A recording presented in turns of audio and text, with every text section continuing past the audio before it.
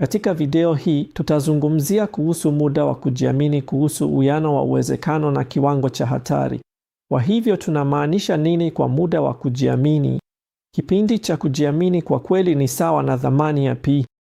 Kwa hivyo kutokana na taarifa hii tunaweza kujua kama kuna umuhimu wa kitakwimu au la.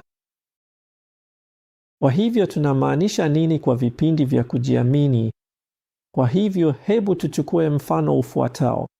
Ikiwa vipindi vya kujiamini vinaanzia 4 hadi 7.95, inamaanisha kwamba tukirudia utafiti huu mara 100, tafiti 95, matokeo yatakuwa kati ya 4 hadi 7.95. Kwa hiyo matokeo yatakuwa ndani ya huu wigo. Ni tafiti 5 tu zitakazokuwa nje ya huu wigo. Sasa tutajua vipi kama ni muhimu au la?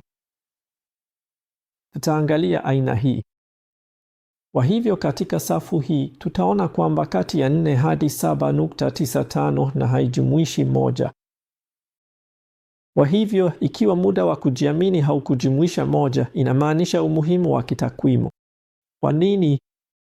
Kila tunaporudia utafiti huu, kundi la kwanza litakuwa juu zaidi kuliko kundi la pili mara 4, mara 5.2, mara 6.0, mara 6.7 hadi 7.95. Kwa hiyo kila wakati kundi la kwanza litakuwa juu zaidi kuliko kundi la pili. Tukitazama mfano wa pili, muda wa kujiamini uko kati ya 0.25 hadi 0.65.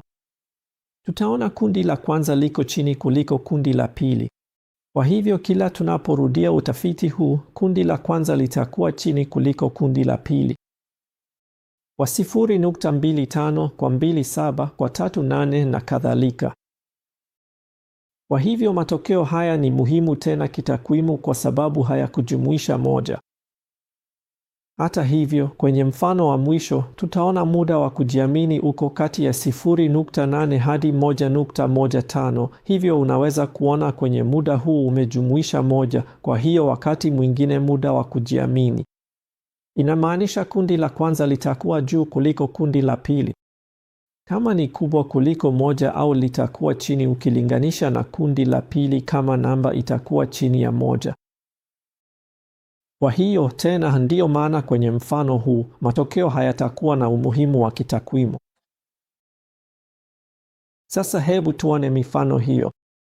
Uwiano wa Oz ni 2.3, muda wa kujiamini uko kati ya 1.3 hadi 3.6.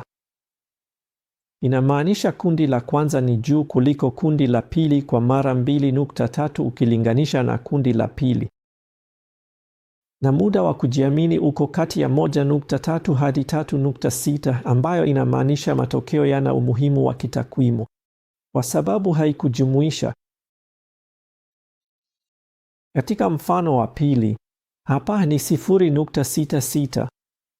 Kipindi cha mbonyeo kati ya 0.23 hadi 0.88. Kwa hivyo kundi la kwanza ni dogo ikilinganishwa na kundi la pili kwa mara 0.66.